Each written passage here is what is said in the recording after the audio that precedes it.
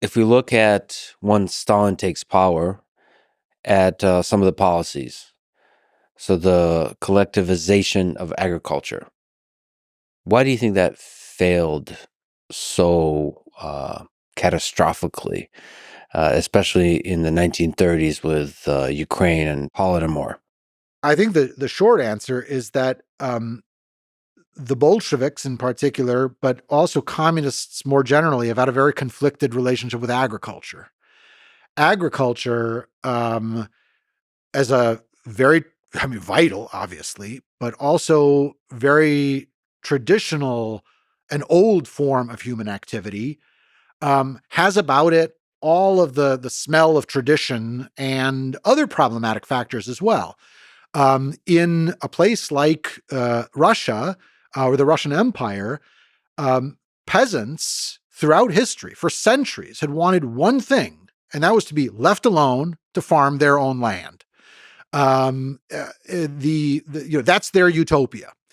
And that, for someone like Marx, who had a vision of historical development and transcendence and progress as being absolutely key, does not mesh at all with that vision. For that reason, when Marx comes up with this tableau, this tremendous display of historical transformation taking place over centuries and headed towards the final utopia, the role of farmers there is negligible. Peasants get called conservative and dull as sacks of potatoes in Marx's historical vision because they're limited in their horizon. They farm their land, their plot, and don't have greater revolutionary goals beyond working the land and having it free and clear. By contrast, industrialization. That's progress. Images that today would be deeply disturbing to an environmentalist's sensibility. Smokestacks belching smoke, the byproducts of industry, a landscape transformed by the factory model. That's what Marx and then later the Bolsheviks have in mind.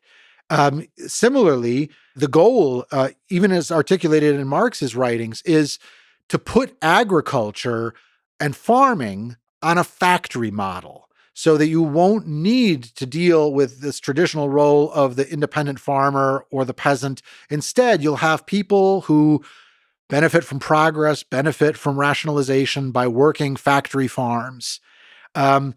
So in approaching the question of collectivization, we have to keep in mind that for Stalin and his comrades, who are bound and determined to drag Russia kicking and screaming into the modern age and not to allow it be beaten because of its backwardness, as Stalin puts it, traditional forms of agriculture are not what they have in mind. And in their rank of desired outcomes, industrialization, especially massive heavy industry, is the sine qua non. That's their envisioned future.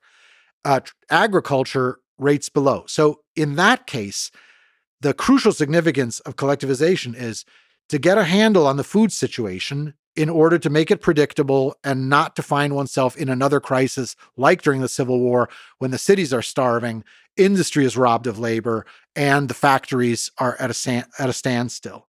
So this is really the core approach to collectivization, to put the productive capacities of the farmers in a regimented way, in a state-controlled way, under the control of the state.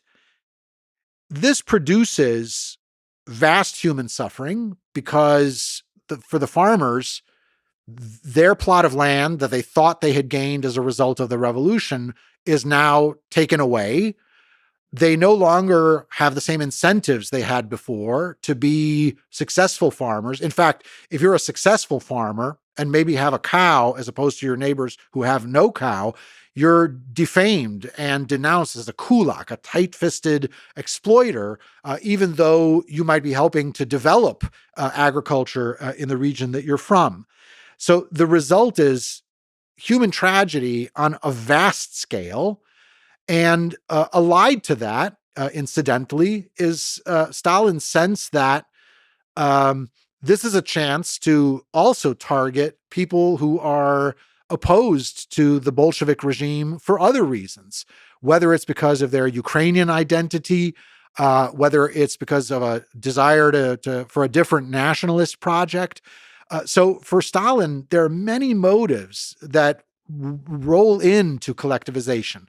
And the final thing to be said is you are quite right that collectivization proves to be a failure because the Soviet Union never finally gets a grasp on the problems of agricultural production. By the end of the Soviet Union, they're importing grain from the West in spite of having some of tremendously rich farmland to be found worldwide. And the reason for that had to do in part, I think, with the incentives that had been taken away. Prosperous individual farmers have a motive for working their land and maximizing production.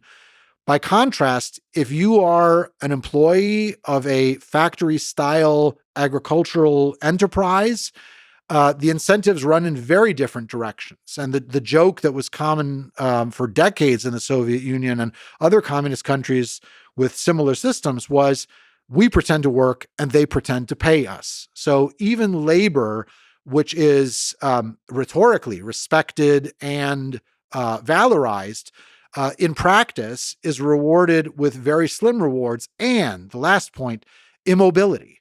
The collectivization reduces the mobility of the peasants who are not allowed because of internal passports to move to the cities unless they have permission. They're locked in place.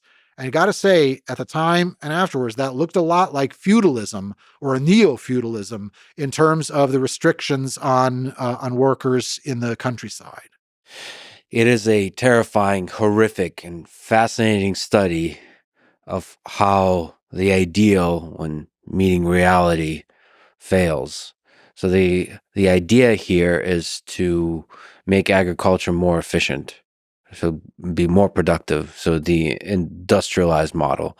But the implementation through collectivization had all the elements that you've mentioned that contended with human nature. So first with the kulaks, so the successful farmers were punished. And so then the incentive is not just not to be a successful farmer, but to like hide. Added to that, there's a growing quota that everybody's supposed to deliver on that nobody can deliver on.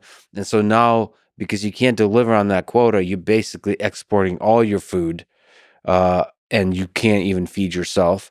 And then you suffer more and more and more. And there's a vicious downward spiral of like, you can't possibly produce that. Now there's another human incentive where you're going to lie. Everybody lies on the data. That's right. And so even Stalin himself, probably as evil or incompetent as he may be, he was not even getting good data about what's even happening. Even if he wanted to stop the vicious downward cycle, which he certainly didn't, but he wouldn't be even able to. So there's all these like dark consequences of what on paper seems like a good ideal. And it's a fascinating study of like things on paper. Yes. That's right. When implemented, can go really, really bad. That's right. And the outcome here is a horrific man-made famine, not a natural disaster, not bad harvest, but a man-made famine as a result of then the compulsion that gets used by the Soviet state to extract those resources, cordoning off the area, not allowing starving people to escape. You put very well some of the implications of this case study in how things look in the abstract versus in practice. And those phenomena were going to haunt the rest of the experience of the Soviet Union. The whole notion that up and down the chain of command, everybody is falsifying or tinkering with or prettifying the statistics or their reports in order not to look bad and not to have vengeance visited upon them, reaches the point where nobody, in spite of the pretense of comprehensive knowledge, right? There's a state planning agency that creates 5-year plans for the economy as a whole, and which is supposed to have accurate statistics. All of this is founded upon a foundation of sand. That's inadvertent. That's not an intended side effect. But what you described as in terms of the internal dynamics of fostering conflict in a rural society was absolutely not inadvertent. That was deliberate. The doctrine was you bring civil war. Now, had there been social tensions before? Of course there had. Had there been envies? Had there been differentiations in wealth or status? Of course there had been.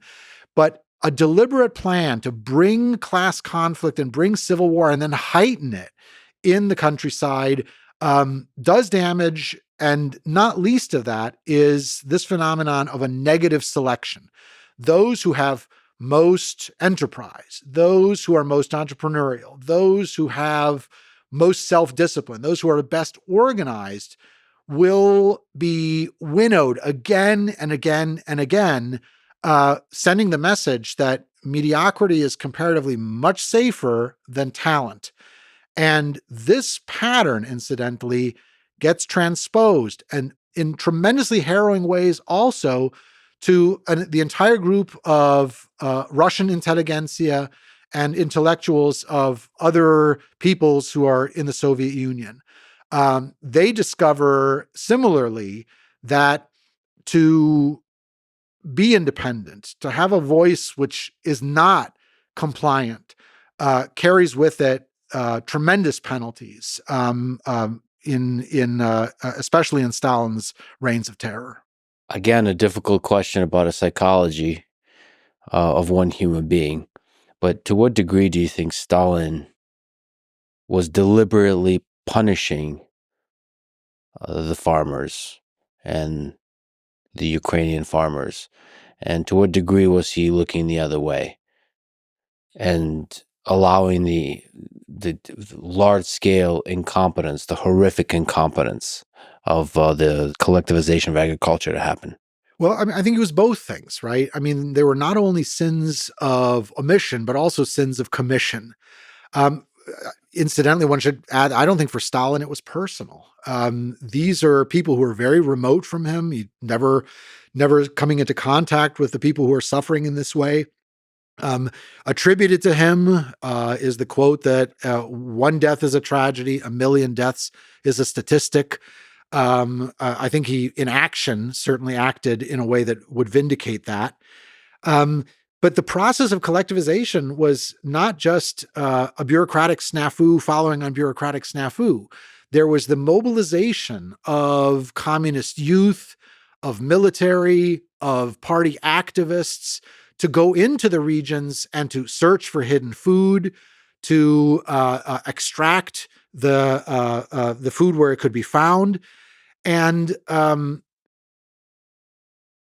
we have testimony to this in the case of people who later became dissidents, like Lev Kopolev, who wrote in his memoirs about how he was among those who were sent in to enact these policies. And he saw families with the last food being taken away, even as signs of starvation were visible already in the present. And yet he did not go mad.